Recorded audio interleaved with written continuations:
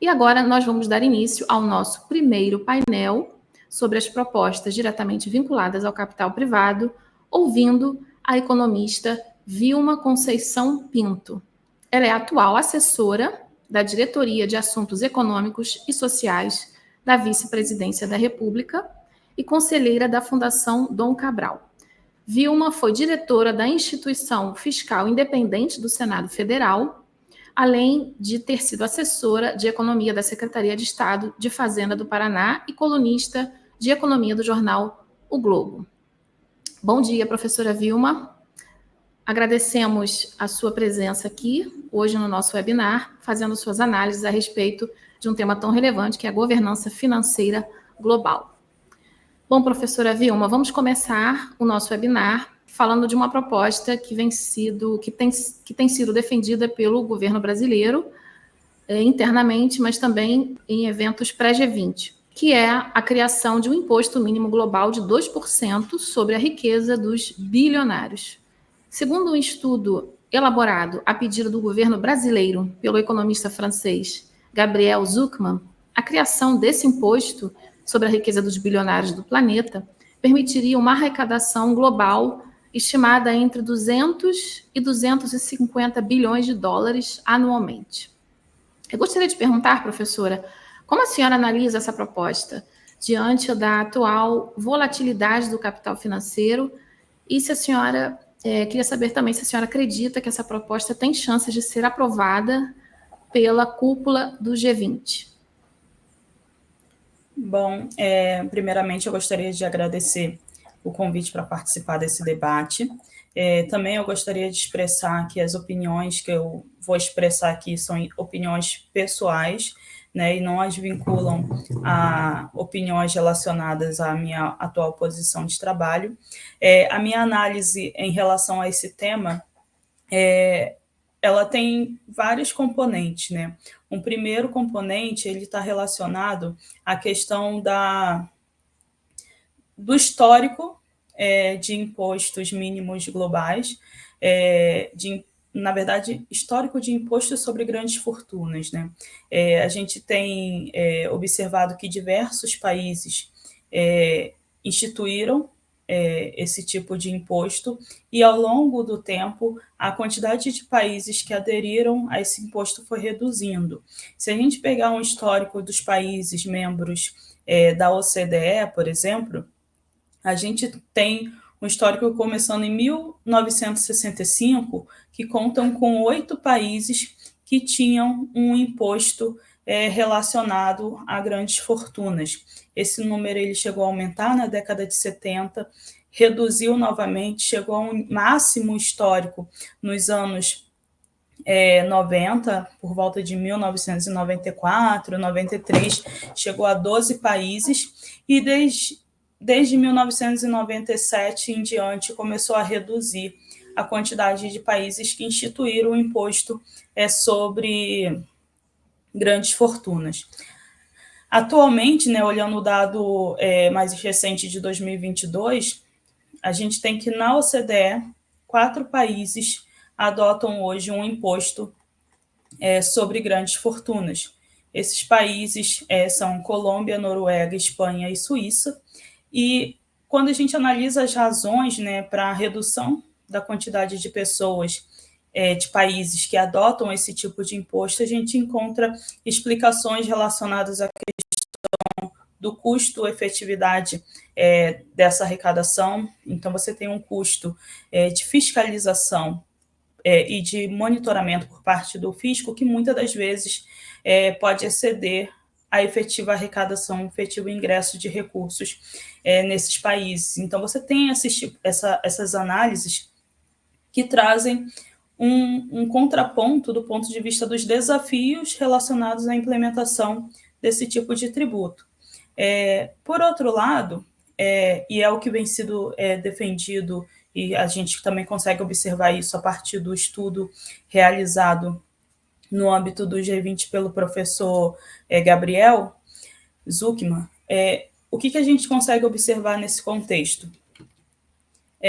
Se a gente tem esse risco de mobilidade de capital e de evasão de capital que, de certa forma, inviabilizaria a implementação desse tipo de tributação, a gente precisaria pensar em como que você redesenha essa sistemática para evitar essas questões que hoje impedem ou fazem com que vários países não tenham interesse em implementar esse tipo de imposto. Então, nessa proposta de fazer um imposto mínimo que seja a nível global, que você tenha a adesão de diversos países, isso, de certa forma, poderia mitigar ou reduzir, né, a quantidade de mobilidade e de flexibilidade que esse capital pode existir. Tem uma experiência recente que a gente pode citar nesse contexto. O governo brasileiro publicou uma medida provisória para que fosse instituído um imposto mínimo global, né, no âmbito também da OCDE, para as empresas multinacionais. Então, foi uma medida provisória recente. Vou pegar aqui o número dessa medida provisória, porque minha memória não é a melhor do mundo nesse quesito de números precisos. É a medida provisória 1262 de 2024. Então, essa medida provisória ela foi elaborada para tentar atender a taxação mínima que está prevista nas regras globais contra a erosão da base tributária.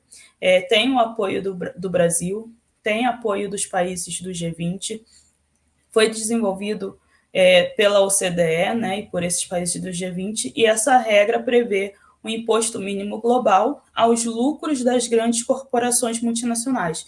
E aí isso pode evitar a concorrência fiscal que pode existir e ser prejudicial para esses países, né? Então, no contexto brasileiro, recentemente, né, como uma forma de adesão, né? O Brasil já estava aderido a essa regra, mas como uma forma, um passo adicional de implementação dessa regra, foi editada essa medida provisória pelo governo brasileiro. Então, dado que é uma medida provisória, ela já tem,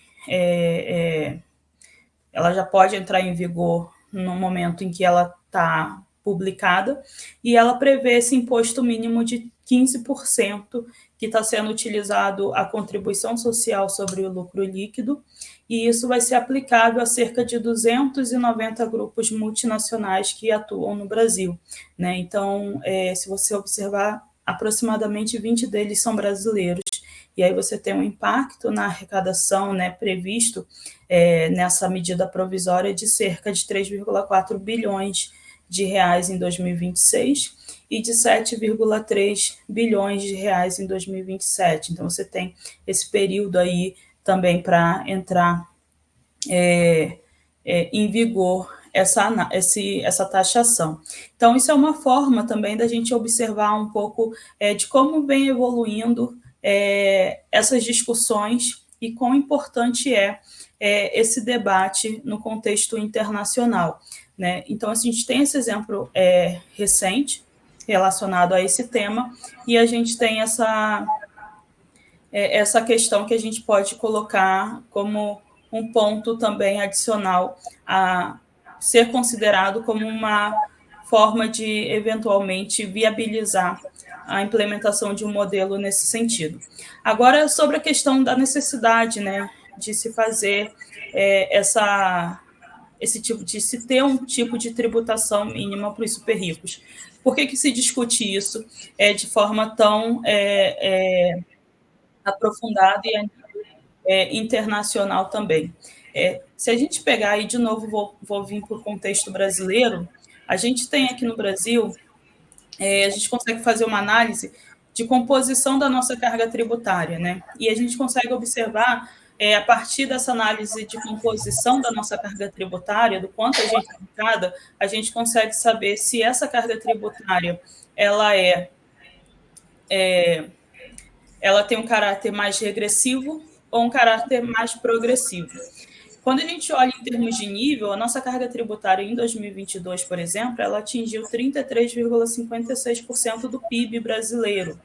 E quando a gente vai para a parte de composição dessa carga tributária, a gente observa que, em termos de nível, a gente tributa muito acima da média de outros países emergentes, e aqui eu pego a média da América Latina e do Caribe, e a gente tributa muito próximo, né, no mesmo nível da média de países ricos, como a OCDE, os países membros da OCDE.